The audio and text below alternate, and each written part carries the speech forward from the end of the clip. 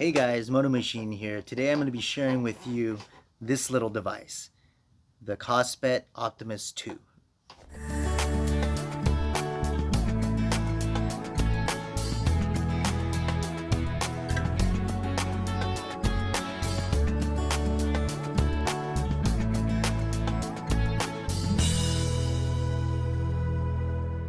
But before we begin, please click the subscribe button and like this video so you can support me on my YouTube channel. So, where to begin? I began looking for a smartwatch after getting a one-wheel pint, and I needed something to check the remaining battery life while on the go. The one-wheel pint has an app on both the iPhone and the Android and has the ability to display battery life and other basic information on the smartwatch using Wear OS, which is Google, Tizen, which is Samsung, and Watch OS, which is Apple. However, that required that you have your phone and that you also have the app running on your phone. I was looking for more of a phone independent solution, something I could use while I'm riding my one wheel, not having to tamper with my phone. So enter the Kospet Optimus2, which runs full Android 10.7. What that means is that you can download any app on the App Store and run it as if you were running a smartphone or a tablet.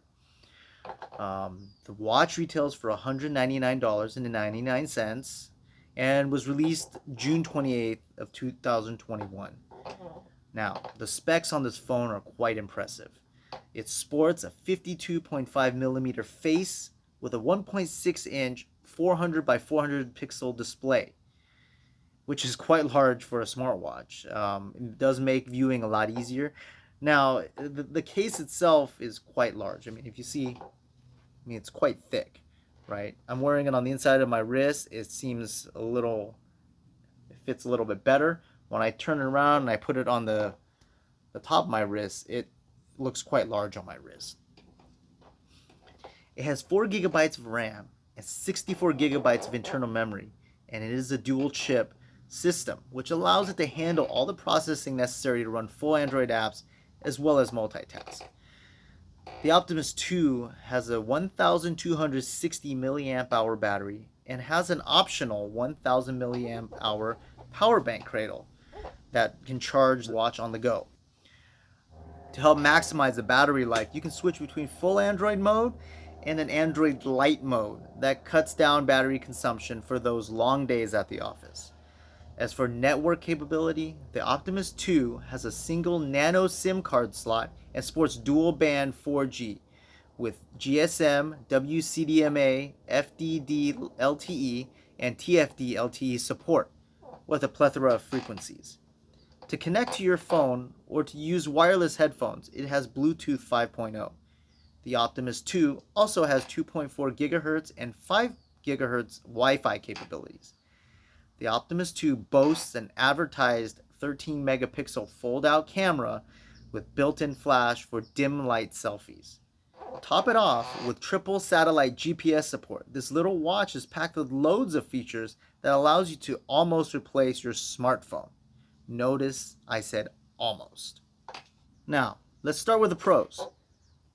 There are a plethora of pros on this watch. The Optimus 2 has a very classy appearance and has a large screen that is still manageable on most men's wrists. I have an average sized wrist, and although it is a little big, the face still fits the size of my wrist. Also, having both a SIM card slot as well as Wi-Fi support, there are many options on how to connect your watch to the internet. If you plan to use it like a normal smartwatch without using a separate SIM card, I like an app called Watch Droid Assistant to forward notifications of texts and emails to your watch via the Bluetooth. You can also use a mobile hotspot from your phone to connect the watch to the web for watching YouTube or browsing the internet, although I personally wouldn't since the screen is so small compared to your phone. You can also use the phone SIM card in your watch to make the Optimus 2 a mobile hotspot for your phone to allow you to answer all your calls and texts from your watch if you only have one SIM to work with.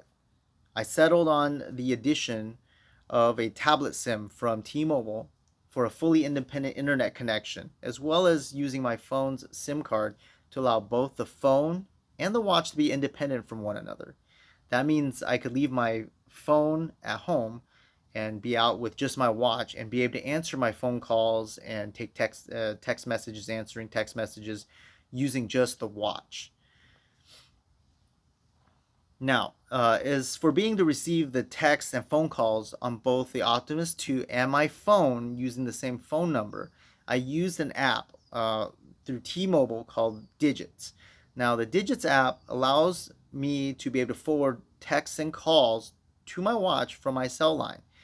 It is a service that T-Mobile customers can take advantage of for free for one line. Another pro is that customer service from Kospet seems to be pretty responsive. I had a question regarding connectivity between my watch and my phone, and I received a prompt response within a day with personalized responses that were not just canned. I did also have a technical issue with my cradle charger, the power bank. And after some back and forth, sending videos of what was wrong with the item, they agreed to mail me out a new one. Finally, Kospet has inventory in China, the US, and Germany, so shipping was very fast. I received my order in the US 2 days from the date the order was processed.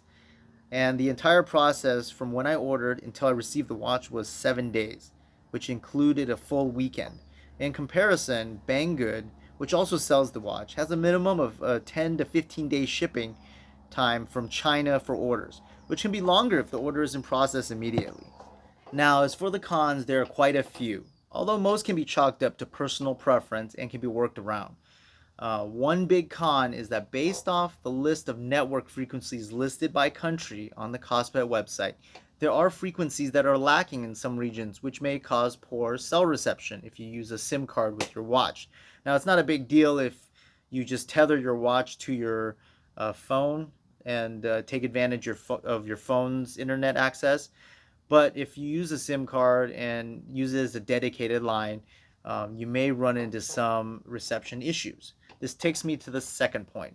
Originally, I picked up the Optimus 2 with the assumption that when they listed it as dual mode Android, that it was going to be full Android 10.7 with a second mode similar to Wear OS or Tizen to allow the regular smartwatch tethering and usage if you didn't want to run a SIM card and be able to forward texts and whatnot. However, the dual mode function isn't truly dual mode. It is really like two software profiles where the light mode just cuts out a lot of the background processes and functions to conserve battery life. Another con is that Bluetooth connection to the phone using the GalFit app, which is the recommended app from Kospet, is glitchy. I was constantly dropping connection. A fix is to run Watch Droid Assistant, which seems to be a more stable app. If you are running a sim on your watch, the connection to your phone is really not an issue, since the only use for the GalFit app is for viewing the fitness functions of your watch on your phone. The next group of cons are if you are planning to use the UI that comes on the watch without any changes. I found the watch UI to be clunky and lacking in functionality and customizability out of the box. For example, you cannot change the icon order in the menu or hide icons, which means you are scrolling forever to get to an app you actually want to use.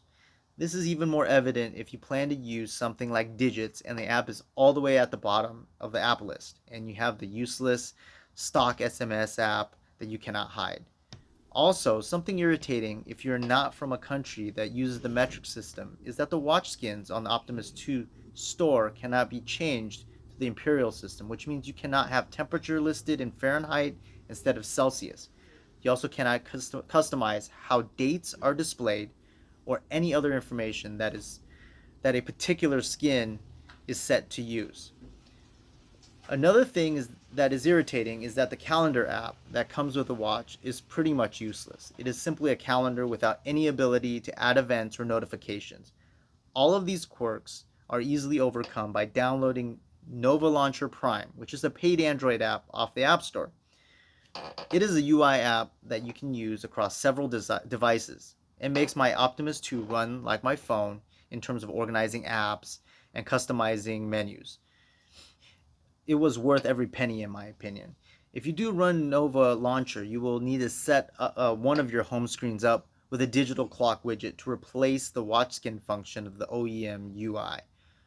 I like digital clock and weather widget from the App Store for a simple and elegant digital clock that is customizable to display things like battery life, weather, air quality, and also allows areas of the widget to trigger other apps. For example, touching the time can be set to open up the alarm app, or touching the date can open up a calendar app. For a good calendar app that syncs with my Google Calendar was One Calendar from the Google App Store. Next, and this should have probably been obvious if I had thought about it beforehand, but due to the screen size, it is not a simple task to navigate and read text on regular Android apps. This can be worked around if you turn on the tap to zoom function in your Android accessibility settings. Along the same vein, accessing the Android OS accessibility settings are difficult on the OEM UI. It is as if they don't want you to access the full Android OS settings menu. The only way I was able to access the accessibility menu without downloading another app was to open an app that needed certain permissions that allowed me to enter the accessibility menu. To get around that, I ended up using Quick Shortcut Maker from the App Store to allow me to gain access to all of the settings options. Also, you gotta keep in mind that the keyboard functionality is limited. For instance, the stock Android keyboard, even with the swipe functions enabled, would not allow me to use swipe to type.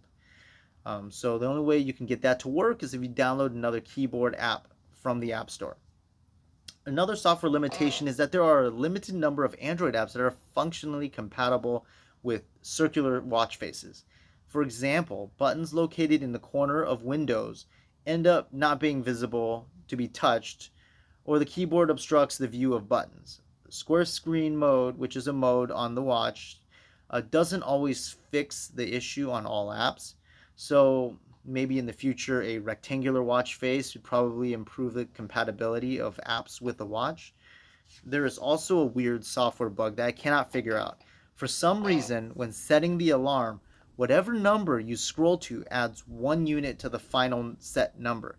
So for example, if I'm setting the time to 8 a.m., the alarm will show it set to 9 a.m. This also carries over to the minute unit as well. This even carries over to calendar dates if you are using a calendar app.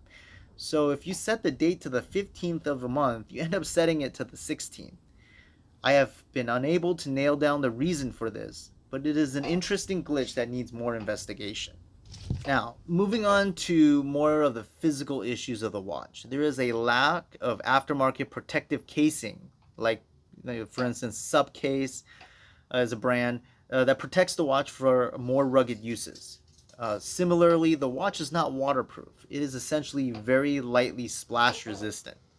Also, the camera lens is exposed, so even when it's folded away, it's prone to damage. Even though the battery is sizable compared to many other smartwatches on the market, as with any device that is used extensively, battery life is always found wanting. It is advertised as 1 to 2 days in Android mode and 3 to 5 days in light mode, but I found that I was only able to get about 5 hours of heavy use and about 20 and a half hours of light use in full Android mode to get down to about 2% battery life. As for the power bank, the 1000 milliamp hour battery capacity only gets you about 40% extra charge. So from a full charge, my power bank managed to take my Optimus 2 from 41% to 81% in one test and 52% to 90% on a second test. It would have been nice to have at least close to a full charge from the power bank, or at least a faster recharge on the power bank. Something that is quite rampant in the Chinese product market, it doesn't matter the genre, is the lack of user manual instructions for use. It seems like just about every product I've ever used from China has poorly written manuals that only give very rudimentary instructions on certain functions you're essentially thrown to the wolves to figure out how to make use of the product in your hands, which is why I'm making this video in the first place. So this last one is not really a con, but it's kind of interesting. When I first started using the Optimus 2, when I accessed the App Store and logged into Google, Google sent me an email to warn me about a new login from an unknown device. However, it listed my Optimus 2 as a Xiaomi Redmi 8. I am unsure why it categorized it as a Redmi 8. Perhaps some of the software was adapted from a Redmi 8. If anyone knows the answer, please let me know in the comments below. Now, I had an issue with my power bank. I had an issue where the power bank, when plugged into the wall with the watch on the power bank, was not charging the watch. I was told by customer service that the power bank would charge first and then the watch would charge if it was sitting in the cradle. It seems like what happens is the power bank will charge and then the watch will try to draw power from the power bank. I had a couple times where I left it overnight on the cradle and it didn't charge the watch at all, even though it showed that the power bank was fully charged. I contacted customer service again, and first they told me that the power bank needs to be disconnected from the power to charge the watch, which kind of defeats the whole purpose of a cradle. I guess if you just use it as a power bank on the go, that's okay. But only adding 40% power doesn't get you a full charge, and you are required to use the charging cable, the magnetic charging cable, instead of the cradle. Does seem a little inconvenient. Now, I've been sent a second charging cradle, the power bank charging cradle. So when it gets here, I'll test it out and see if maybe the one I have had an issue. But it didn't always consistently charge my watch when I place the watch on the power bank. Um, so hopefully that was just a defective power bank. Now here's a side-by-side comparison of the two cradles, the new one and the old one. The old cradle has 4 pins, which allows you to transfer data through your watch to a computer through the cradle. Now the new one, which Kospet tells me is the new design going forward, only has 2 pins, which only allows you to charge your watch. They do not recommend using the cradle to transfer data. Kospet recommends using the included charging cable to transfer data. Now, for some tips for new users. First of all, update the firmware as soon as you finish charging the watch up the first time. Second, turn down the volume on the watch through the settings menu. I personally turn off the startup music and set all the notifications on the watch to vibrate. Third, to conserve battery, I suggest turning off haptic feedback when touching the screen, as well as turning down the brightness of the screen down to 25%. You can always turn up the brightness when needed, but you can run it at 25% and see it just fine. Fourth, download Nova Launcher Prime and set it as your default launcher. And fifth, install a digital clock and weather widget, one calendar, and quick shortcut maker. I also recommend replacing the screen protector. The one that comes with the watch scratches easily and does not provide good impact protection. This one is for the Galaxy Watch Active 2 but fits the Optimus 2. See the description below for a link. If you prefer a glass protector, this one is available on Amazon, but I do not have any experience with it. You can also see the description below for a link.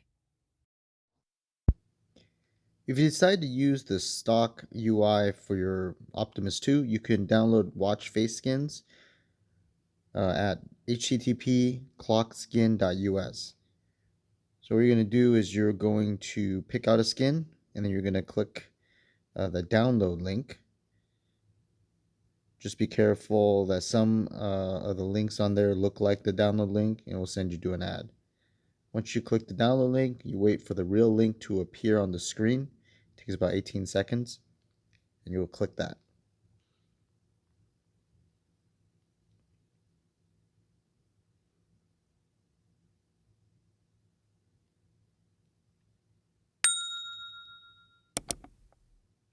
Once you click it, there will be a final download link, and you will go to the download folder or the link at the bottom and open up the folder that the zip file is in. You will copy and paste the folder onto your desktop.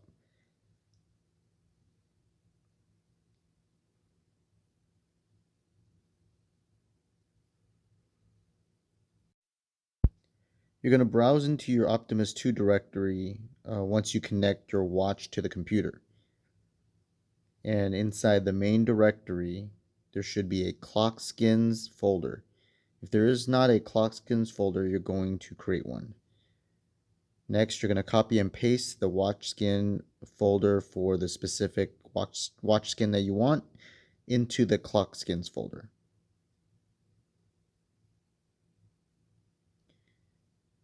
Then you're going to disconnect your watch from your computer.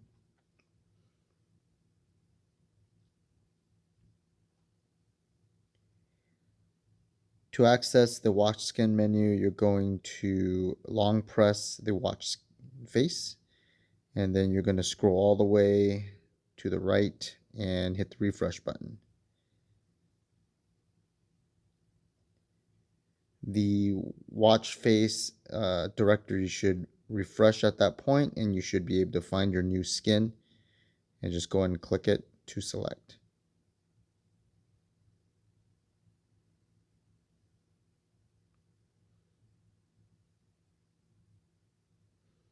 All right, enjoy your new watch face. Repeat the steps for every watch face that you want to add to your watch.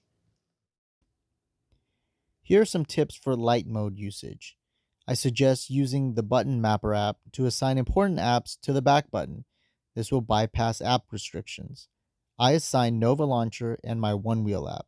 If you use Digits, that would be a good app to assign to check for texts and calls. Kospet customer service has told me that light mode is supposed to keep apps from running in the background, but my testing shows that Digits runs for an unknown amount of time before it falls off. So it does not immediately kill apps when you put your watch into standby. Also, Wi-Fi is deactivated in light mode to save power, but Bluetooth remains active. Now, that was a lot of information crammed into this video, but let me bring it all together for you. The Kospet Optimus 2 is a smartwatch running Android 10.7, which is designed mainly to be used as a standalone device with a SIM card installed.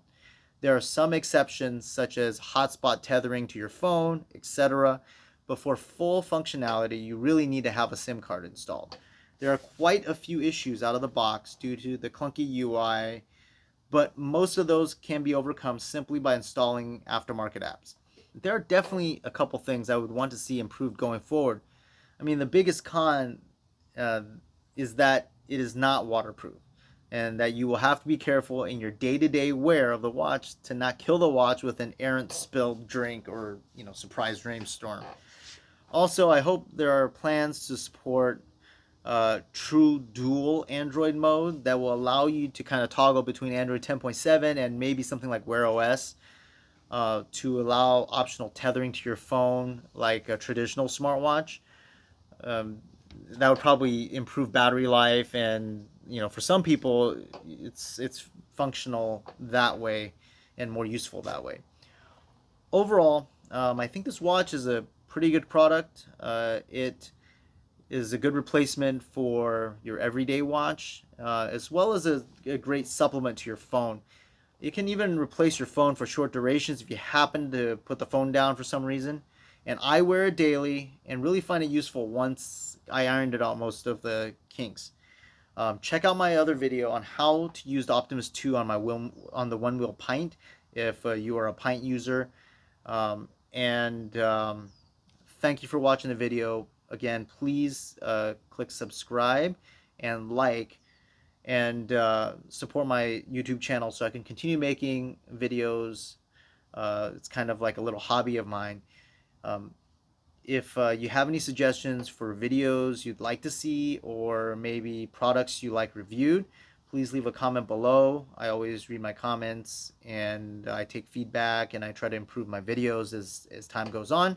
But I'm really just doing it for fun, and I'm doing it using, right now I'm recording this on my cell phone. So as time goes on, as ideas start flowing in, as I start gaining more traction, I will improve my equipment, and hopefully the production value will also improve over time. Anyways, thank you for watching, and see you in the next video.